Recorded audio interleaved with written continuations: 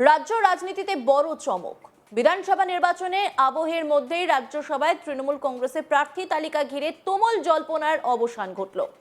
4টি আসনে প্রার্থী ঘোষণা করে একসঙ্গে প্রশাসন, আইন, সংস্কৃতি ও রাজনীতির পরিচিত মুখদের সামনে আনলো শাসক দল। প্রাক্তন ডিজিপি রাজীব কুমার, অভিনেত্রী কোয়েল মল্লিক, বালিগঞ্জের বিধায়ক বাবুল সুপ্রিয় এবং সুপ্রিম কোর্টের আইনজীবী মেনকা গুরুস্বামী। এই 4 নাম ঘোষণার পর থেকে রাজনৈতিক মহলে তোলপাড়। বিধানসভা নির্বাচনের মধ্যে শেষ হচ্ছে রাজ্যের 5 রাজ্যসভার সাংসদের মেয়াদ। তৃণমূল কংগ্রেসের ঋতব্রত ব্যানার্জি, সুব্রত বক্সি, সাকেত গোখেল, মৌসম বেঞ্জির-নূর এবং সিপিএম এর বিকাশ রঞ্জন ভট্টাচার্য, এই 5 জনের মেয়াদ শেষ হতে চলেছে। সংখ্যার অঙ্ক বলছে 5টির মধ্যে 1টি আসন পাবে বিজেপি, বাকি 4টি যাবে তৃণমূলের ঝুলিতে। ফলে শাসক দলের 4 নতুন মুখ কে হবেন তা নিয়ে জোর জল্পনা চলছিল রাজনৈতিক মহলে। দলের একাধিক প্রবীণ নেতা এবার আর রাজ্যসভায় ফিরছেন না বলে ইঙ্গিত মিলেছিল। সুব্রত বক্সী ইতিমধ্যেই জানিয়েছেন তিনি আর নির্বাচনে লড়বেন না। সাকেত গোখলেকেও পুনর্নির্বাচিত না করার সম্ভাবনার কথা শোনা যাচ্ছিল। অন্যদিকে মৌসম বেঞ্জির-নূর ইতিমধ্যেই কংগ্রেসে যোগ দিয়েছেন। ফলে 4টি আসনের সম্পূর্ণ নতুন সমীকরণ তৈরি হয়। সবচেয়ে আলোচিত নাম নিঃসন্দেহে বাবুল সুপ্রিয়। একসময় বিজেপির টিকিটে লোকসভায় জিতে কেন্দ্রীয় প্রতিমন্ত্রীও হয়েছিলেন তিনি। পরে তৃণমূলে যোগ দিয়ে সাংসদ পদ থেকে ইস্তফা দেন এবং বালিগঞ্জ বিধানসভা উপনির্বাচনে প্রার্থী হন। তবে সাম্প্রতিক সময়ে তিনি নিজেই জানিয়েছিলেন এবারে বিধানসভা নির্বাচনে লড়বেন না। শোনা যাচ্ছিল আসানসোল দক্ষিণ থেকে তাকে প্রার্থী করতে পারে তৃণমূল, কিন্তু সব জল্পনায় জল ঠেলে তাকে রাজ্যসভায় পাঠানোর সিদ্ধান্ত নিল দল। দুবারের লোকসভা সাংসদ এবং প্রাক্তন কেন্দ্রীয় মন্ত্রী হিসেবে তার অভিজ্ঞতাকে এবার উচ্চ কক্ষে কাজে লাগাতে চাইছে শাসক দল, এটা রাজনৈতিক মহলের অনুমান। প্রাক্তন ডিজিপি রাজীব কুমারের নাম ঘোষণার পর চর্চা আরও বেড়েছে। সম্প্রতি রাজ্য পুলিশের ডিজি পদ থেকে অবসর নিয়েছেন তিনি। মুখ্যমন্ত্রী তথা তৃণমূল নেত্রী মমতা ব্যানার্জির আস্থাভাজন অফিসার হিসেবে পরিচিত। তবে তার কর্মজীবন ঘিরে বিতর্ক কম নয়। একাধিক মামলায় তার ভূমিকা নিয়ে বিরোধীরা প্রশ্ন তুলেছে অতীতে। সেই প্রেক্ষাপটে সক্রিয় রাজনীতিতে তার প্রবেশ যথেষ্ট তাৎপর্যপূর্ণ বলেই মনে করছেন বিশ্লেষকরা। প্রশাসনিক অভিজ্ঞতা ও আইন শৃঙ্খলা সংক্রান্ত জ্ঞানকে এবার সংসদের মঞ্চে কাজে লাগাতে চাইছে তৃণমূল, এমনই ইঙ্গিত মিলছে দলীয় মহল থেকে। তৃণমূলীয় প্রার্থীর তালিকায় বড় চমক অভিনেত্রী কোয়েল মল্লিক। টলিউডের জনপ্রিয় মুখ, প্রযোজক এবং বিখ্যাত মল্লিক পরিবারের সদস্য। তার রাজনৈতিক ময়দানে অভিষেক ঘিরে ইতিমধ্যেই আলোচনা তুঙ্গে। এর আগে টলিউডের একাধিক তারকা তৃণমূলের টিকিটে লোকসভায় লড়েছেন। নুসরাত জাহান এবং মিমি চক্রবর্তী লোকসভায় তৃণমূলের প্রতিনিধিত্ব করেছেন। তবে কোয়েলের ক্ষেত্রে সরাসরি রাজ্যসভায় প্রার্থী করা রাজনৈতিক কৌশলের দিক থেকে আলাদা বার্তা দিচ্ছে বলেই মনে করছেন অনেকে।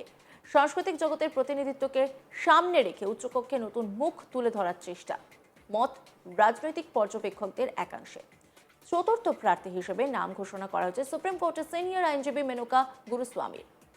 কলকাতা হাইকোর্টে তৃণমূল সংক্রান্ত একাধিক গুরুত্বপূর্ণ মামলার সওয়াল করেছেন তিনি।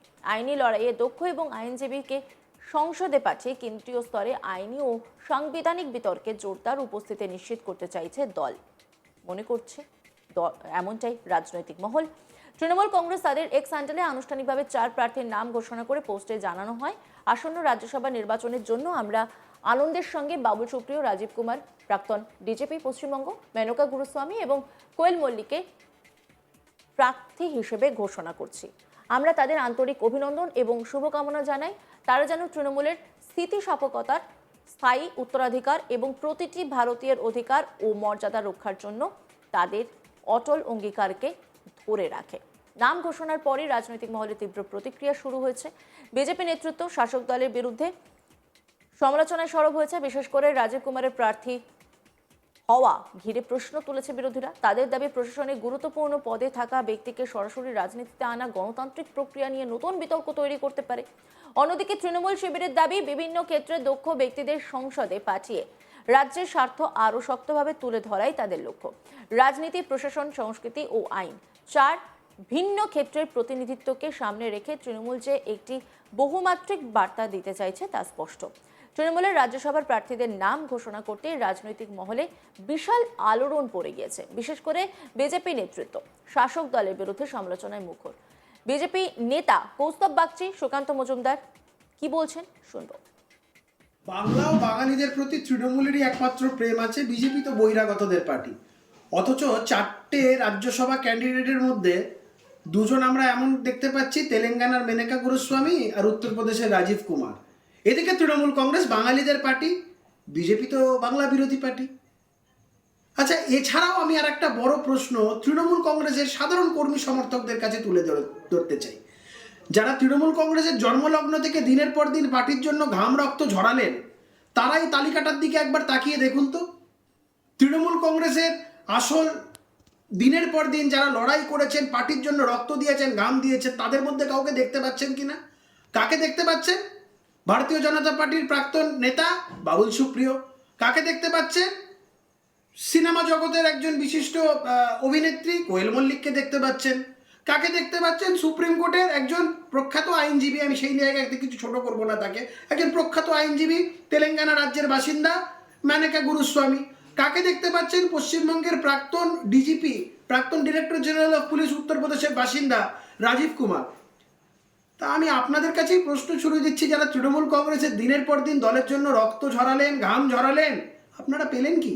পশ্চিমবঙ্গে যখন রাজ্যসভার আসনের নির্বাচনের যখন প্রশ্ন এলো, বহু মানুষজন ছিল তৃণমূল কংগ্রেসের, বহু লোক এরকম আছে যারা টিভিতে গলা ফাটাচ্ছে, রাস্তায় মিটিং করছে, মিছিল করছে, তাদের কথাও কিন্তু তৃণমূল কংগ্রেস ভাবলো না। আর এদিকে আমরা বাংলা বিরোধী পার্টি। এই প্রশ্ন বাংলার মানুষের কাছে আমরা রাখতে চাই যে আক্ষরিক অর্থে বাংলা বিরোধী কে? দেখুন, তৃণমূল কংগ্রেস রাজ্যসভায় কাকে পাঠাবে পুরোটাই তাদের বিষয়। তবে এটা বোঝা যাচ্ছে যে প্রাক্তন আমলা রাজীব কুমারকে, যিনি বাঙালি নন, তাকে রাজ্যসভায় পাঠানোর কথা তৃণমূল কংগ্রেস যখন বলেছে, তার মানে এটা স্পষ্ট হয়ে যাচ্ছে যে রাজীব কুমার সারদা কাণ্ডে, লাল ডায়েরি এবং অন্যান্য ক্ষেত্রে যে ভূমিকা পালন করেছিলেন, তারই ঋণ শোধ করছেন মমতা বন্দ্যোপাধ্যায়। আর এটা আমি আগেই বুঝতে পেরেছিলাম বলেই ডিজি নিয়ে গান বেঁধেছিলাম, তার জন্য উনি আমার বিরুদ্ধে মামলাও করেছেন। তো কোনো অসুবিধা নেই, উনি রাজ্যসভায় যাচ্ছেন। জানেন মমতা বন্দ্যোপাধ্যায় যে রাজীব কুমার যদি মুখ খোলেন তাহলে বিপদ, মুখ বন্ধ রাখার জন্যই এটা হচ্ছে পুরস্কার। বিধানসভা ভোটের মুখে এই প্রার্থী তালিকা নিছক সাংসদ নির্বাচন নয়, বরং বৃহত্তর রাজনৈতিক কৌশলের অংশ বলেই মনে করছেন বিশেষজ্ঞরা। একদিকে বিজেপি থেকে আসা অভিজ্ঞ নেতা, অন্যদিকে প্রশাসনিক শীর্ষকর্তা, জনপ্রিয় সাংস্কৃতিক মুখ এবং প্রথিতযশা আইনজীবী। এই মিশ্রণ ভোটের আগে দলীয় ভাবমূর্তিকে বিস্তৃত পরিসরে তুলে ধরার কৌশল হতে পারে। সব মিলিয়ে রাজ্যসভায় তৃণমূলের 4 প্রার্থী ঘোষণা ঘিরে যে রাজনৈতিক তরঙ্গ তৈরি হয়েছে, তা আগামী দিনের রাজ্যের নির্বাচনী সমীকরণে কতটা প্রভাব ফেলবে, এখন সেদিকেই নজর রাজনৈতিক মহলে। অন্যান্য খবরের আপডেটের জন্য অবশ্যই নজর রাখুন আজ তাক বাংলার YouTube streaming. Like, comment, share এবং সাবস্ক্রাইব করতে ভুলবেন না।